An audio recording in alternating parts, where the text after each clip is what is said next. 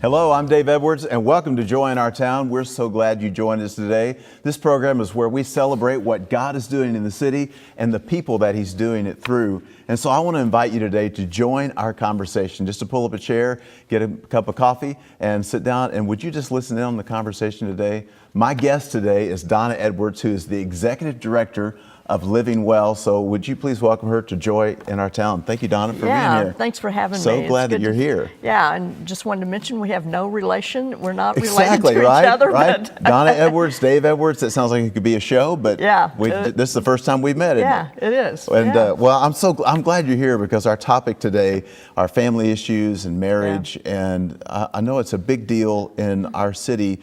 Yes. We are number 3 in the nation in divorces. And, you know, I have to say, as a minister, in my lifetime, I've seen a lot of beautiful weddings and a lot of ugly marriages. Yes. You know, and so I just want us to talk a little bit about our topic of compassion versus hard-heartedness. And so maybe you can help me out and help me understand how is it that marriages can start out in such a beautiful way where the people care about each other, and then it just seems to disintegrate. Yeah, but you know, it doesn't happen in an explosion.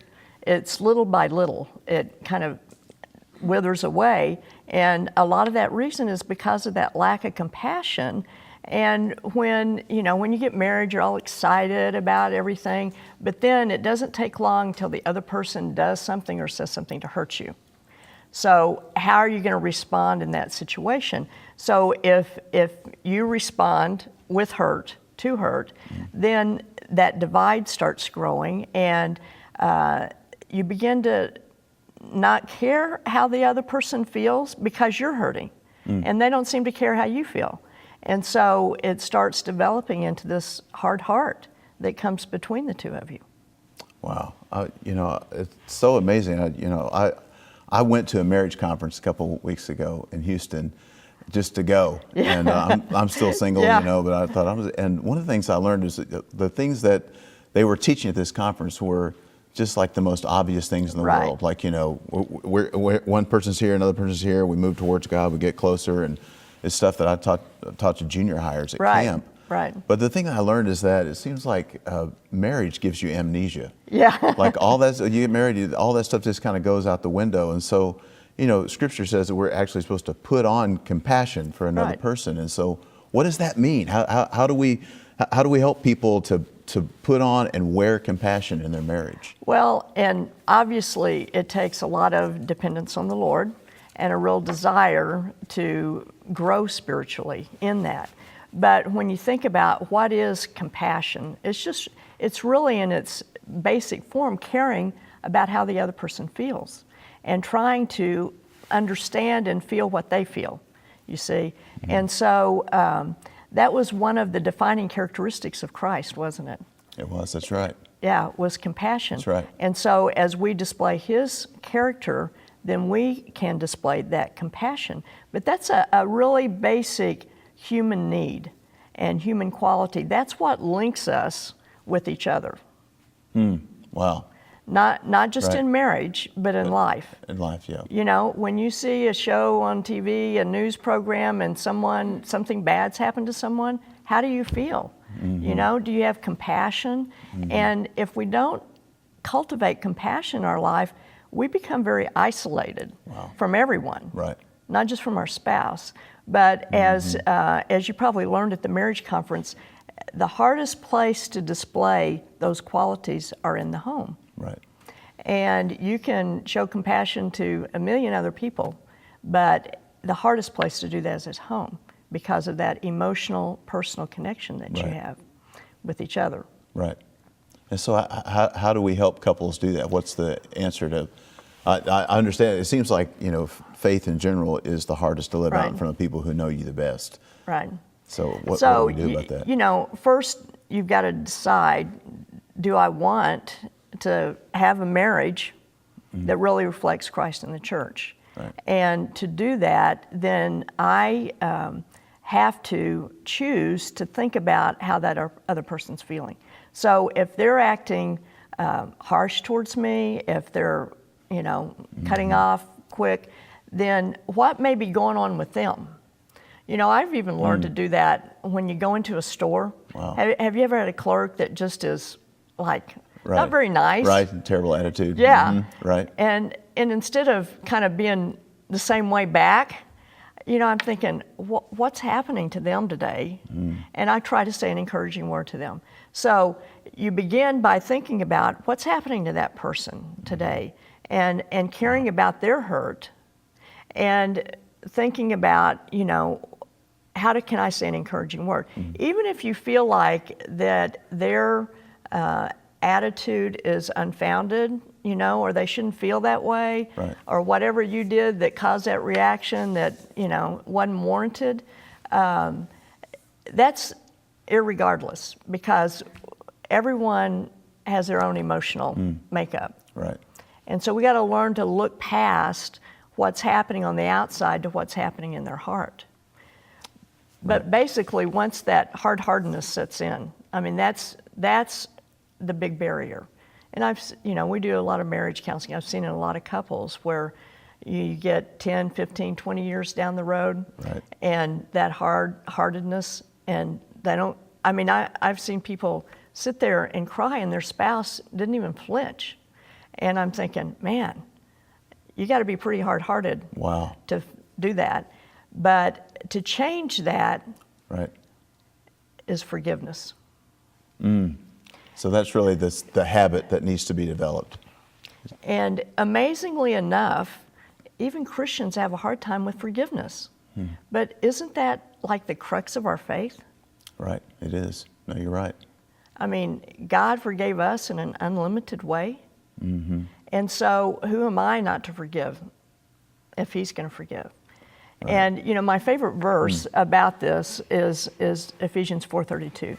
Be kind and compassionate. That's a good one. Forgiving each other just as Christ forgave you. You know, if people could memorize that verse, Right. recite that every morning when you get up, Right. and try to practice that. No, it would help, wouldn't it? I Yeah, mean, just to be kind. Be kind to each other. Be kinder to each other than you are to the clerk in the grocery store, you know? because it's amazing. People can turn it on and off. Like, Oh, yeah. I'm amazed that people have enough self-discipline to be kind to a waiter or someone, a shoe salesman, you know, when they get home, and it's like all that goes out the window. Yeah. And I've met a lot of couples that are like trigger happy. They're like, well, you don't know what my spouse is, and you don't know what Yeah. it's like. And I always say, you know, before you kind of launch out and try to defend yourself, it might not be a bad idea to take a minute and think about how much Christ has let us off the hook for. Right. You know, Right. and think about our behavior, that even when we were at our worst, He died in our place.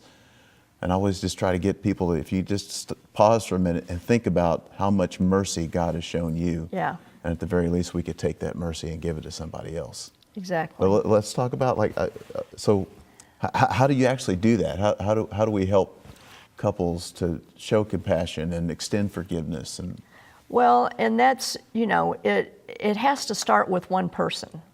You know, and I say one person can change the climate of a marriage. You know, they can't save a marriage if the other one's intent on walking out, but they can change the atmosphere of a marriage. And so you have two people that have this antagonism between them. If just one of them would choose to be kind and to say an encouraging word, to when they see their spouse do something, you know, to have compassion on their hurts, even if they don't think they're justified, even if they think, well, he's doesn't care about me. Well, so what? You know? right, right. You know, someone has to take that first step. And as Christians, God calls us each to take that first step. He calls us to forgive even if the other person doesn't ask. And so if we can take that first step, and it's amazing how a person softens if you say something kind to them or am compassionate about their situation. They come home gruff from work. Gosh, you know, did you have a bad day today? You know, what happened? Tell me about your day. And to just act like you care about that other person. That's good advice. You know? And so are you going to spend the rest of your marriage in this, you know, kind of antagonism, or are you willing to take the step to break that barrier? You know, and I think people have different understandings of what forgiveness means. It doesn't mean they're off the hook. You know, it doesn't mean that you approve of what they do. It doesn't mean that they won't do it again, even. Right. But it means the same thing it meant when Christ said that he would forgive us. It means he's not going to punish us for what we did. It means he's not going to hold that over our head, bring it up to us, and he's not going to, you know, seek revenge. And so it's his place to deal with that misbehavior of the other person. Wow. So we really, I mean, I think what you're saying is powerful, because you're really saying, I'm going to do the right thing and let God deal with my spouse instead of, I think I run into a lot of right fighters. Oh, yeah. You know, people that want to fight for points and you know, have their way instead of, but I think what you just said is so radical to say, I'm going to do the right thing and let God handle the rest. Yeah.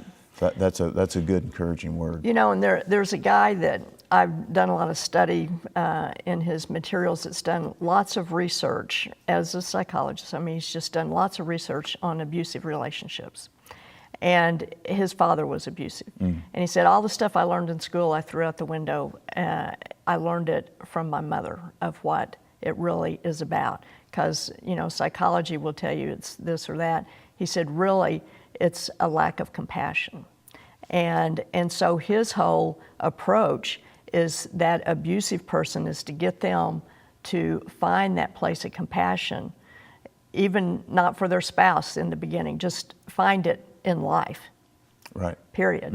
And then to move into having compassion for those around them and helping them to see, you know, and think about how other people are feeling, Right. not just defending their own hurt or thinking they have to fight their way out of everything.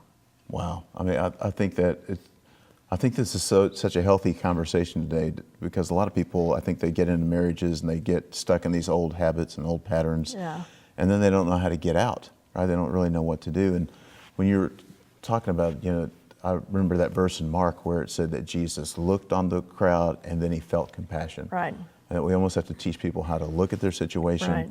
and then trigger compassion. And you know, if you read the Psalms, it's all through the Psalms about how compassionate God is. So we need to do that, and we need to teach our children to do that as well. So would you take a minute and just speak a word of hope to, maybe we've got some husbands and wives watching, newlyweds, people who've been married a long time that are just stuck in some sort of habit, Bad situation. It's a bad place, Yeah. and speak a word of Well, encouragement. I would say there's always hope.